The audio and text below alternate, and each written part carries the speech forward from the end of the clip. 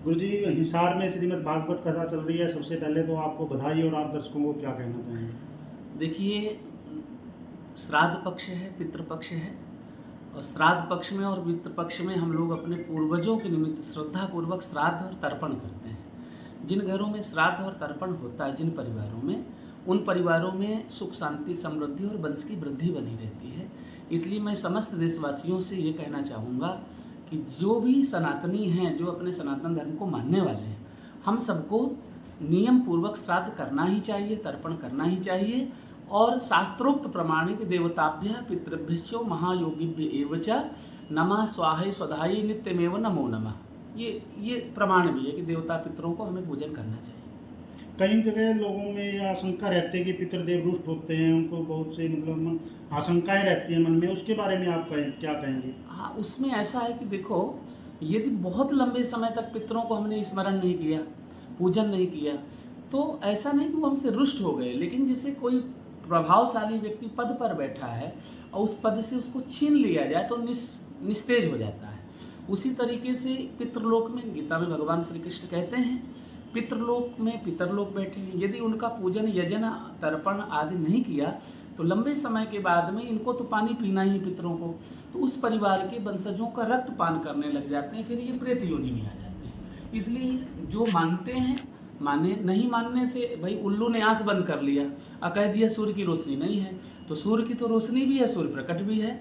और उसका प्रमाण आप भागवत में देखिए, जब द्वापर के अंत में भगवान श्री कृष्ण का जन्म हुआ तो नंद बाबा ने जिस दिन भगवान श्री कृष्ण का अवतरण हुआ, गुरुदेव के द्वारा जो कार्य कराया, तो देव पित्रार्चनम तथा वहाँ स्पष्ट लिखा कि कुल देवता और पितरों का पूजन किया।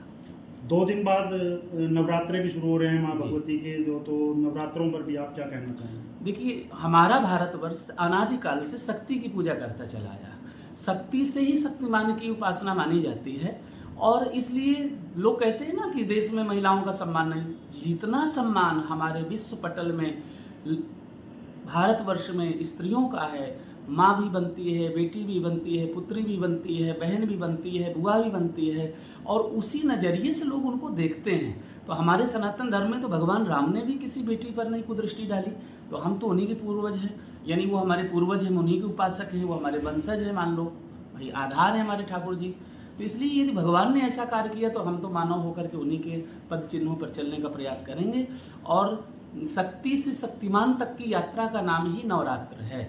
इसलिए नवमी वाले तिथि में नवमम सिद्धदात्री चाहे नव दुर्गा प्रकीर्तिता, सिद्धदात्री बनकर के माँ भवानी जगदम्बिका सबको आशीर्वाद देती हैं। तो मैं तो ये कहूँगा कि ये शारदीय नवरात्र हैं। इसमें राम जी ने तप किया, तब रावण पर विजय प्राप्त करी, इसलिए उपासना की नवरात्रि शारदीय नवरात्रि ही मानी जाती है। और प्रकृति के परिवर्तन के लिए चैत्र की नवरात्रि मानी जाती है। इसलिए नवरात्र से ही भी लक्ष्मी का आगमन होगा, इसलिए पहले शक्ति की पूजा करें, माँ की पूजा करें, फिर माँ लक्ष्मी।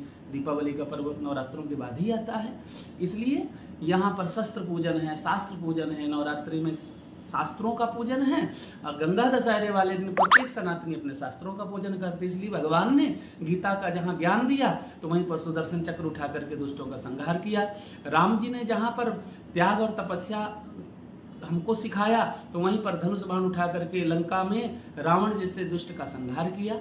इसलिए शक्ति से शक्तिमान की यात्रा का नाम ही नवरात्र है। तो किस प्रकार की पूजा अर्चना लोगों को करनी चाहिए नवरात्र के दौरान? क्या विशेष ध्यान रखना चाहिए? देखो, सीधी सी बात है, मैं तो एक बात बहुत स्पष्ट कहता हूँ, शास्त्र हमको मार्गदर्शक बन करके रक्षा करते हैं, दिखाते हैं, लेकिन बिना गुरु के, बिना सदगुरु के, बिना अपने से श्रेष्ठ व्यक्ति के द्वारा यदि कोई कार्य करवाया जाता है तो ठीक है, लेकिन बिना गुरु के यदि कोई कार्य करते तो अधूरा माना जाता है।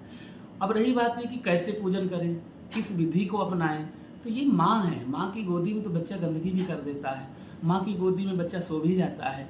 माँ यानी कभी नहीं मना करती कि मेरी छाती से, मेरे हृदय से, मेरे आंचल में, मेरे करुणा के आंचल में मेरा बेटा ना आए।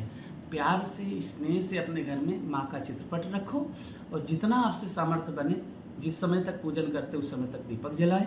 अखंड दीपक जलाते तो बहुत अच्छी बात है, जब आरे बोइए, उसके बाद में अपना एक कलश मिट्टी का ले आइए, उसके ऊपर नारियल पंचपल्लव लगा दीजिए, और 9 फूल, कम से कम 9 फूल, प्रथमम शैलपुत्री से लेकर के और नवमम सिद्धदात्री जा, प्रथमम शैलपुत्री जा, द्वितीयम ब्रह्मचारिणी, तृतीयम चंद्रघंटेति कूष्मांडेति चतुर्थकम पंचमम स्कंदमातीति षष्ठम कात्यायनीति च सप्तमम कालरात्रिति महागौरीति च अष्टमम नवमम सिद्धदात्री च। तो कम से कम एक माह के निमित्त एक लाल फूल या जवारे का फूल या गुलाब का फूल या कमल का फूल 9 फूल चढ़ाएं, माँ को प्रणाम करें, दुर्गा सप्तशती का पाठ करें। नहीं कर सकते तो ओम ऐं ह्रीं क्लीं चामुंडाय विचे बीच मंत्र का जाप करें। इतना भी कठिन है तो सरल भाषा में दुर्गा चालीसा आप लोग पढ़ लीजिए। ये भी नहीं कर सकते तो देवी कवच नाम की जो विद्या है दुर्गा सप्तशती उसको पढ़ने से संपूर्ण फल प्राप्त होता है। गुरुजी शरद पूर्णिमा का पर्व भी आ रहा है और आप वृंदावन धाम में बड़ी धूमधाम से शरद पूर्णिमा का पर्व मनाते हैं। इस बार भी मुझे लगता है आपने विशेष तैयारी की होगी, क्या कहेंगे?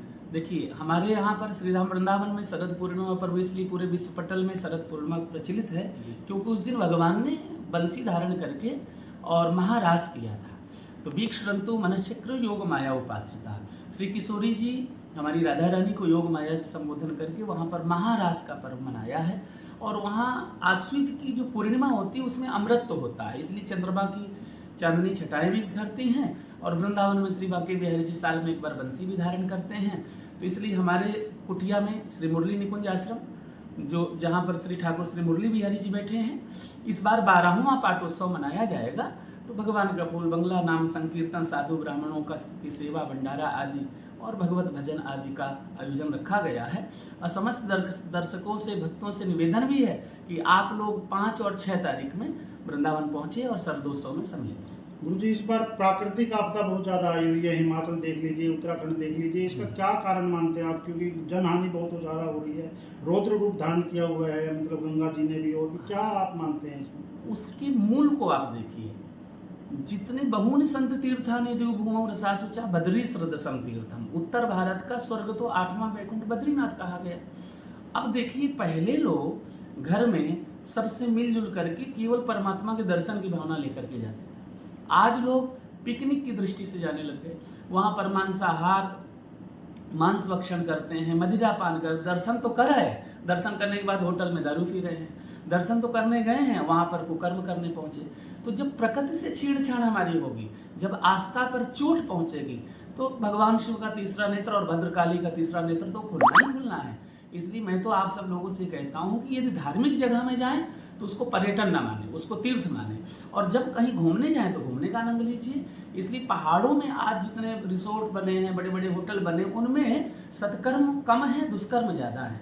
इसलिए हम भारतीयों का परम कर्तव्य बनता है कि अपनी वैदिक परंपरा का पालन करें और जिस निष्ठा से, जिस भाव से तीर्थ यात्रा करने जाते उस भाव को स्वीकार करें।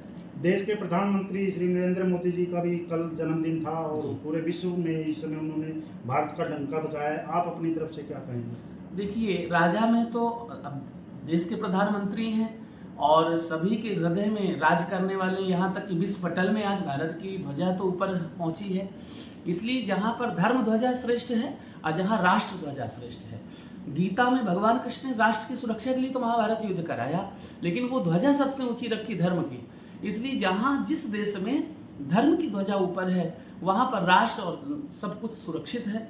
तो ऐसे हमारे परम जनमानस के हृदय पटल में स्थान बनाने वाले भारत के यशस्वी प्रधानमंत्री नरेंद्र मोदी जी ने जो कार्य किया या उनका जो जन्मदिन है, मैं तो कहता हूँ कि स्वस्थ रहें और राष्ट्र को एक श्रेष्ठ और श्रेष्ठ भारत, एक राष्ट्र एक श्रेष्ठ भारत का जो नारा दिया है उसको आगे ले जाएं और भारत की अर्थव्यवस्था पर भी ध्यान दे ही रहे हैं। इसलिए देश के ऐसे प्रधानमंत्री के लिए तो सत सत नमन ही कहा जाएगा। अंत में गुरु जी, नरवाना के लोगों में आपका विशेष स्नेह है, वो भी आपको सुन रहे हैं और पूरे देश में जो आपके भक्तजन है वो सुन रहे हैं, क्या कहना चाहेंगे? देखो, नरवाना के लिए तो मैं स्वयं आप लोगों का हूँ, आपके परिवार का हूँ, आपके बीच का हूँ। इसलिए नरवाना तो मेरा आंगन है। जैसे प्रयागराज तीर्थ का राजा बना और वृंदावन घर बना, तो सब जगह तो जाना है, स्नेह सब लोग देते ही हैं। लेकिन भाई 1996 से मेरी नरवाना कर्म भूमि कही जाती है। इसलिए नरवाना के सभी भक्तों को श्राद्ध पक्ष में समस्त पितरों की तरफ से भैया आशीर्वाद भी मिले और वृंदावन की तरफ से आपको श्री जी का आशीर्वाद मिले और नवरात्रि में माँ भगवती कृपा करें। और नरवाना तो देखो मेरा नरवाना ही है। बोलो राधे राधे। राधे राधे। और हमारे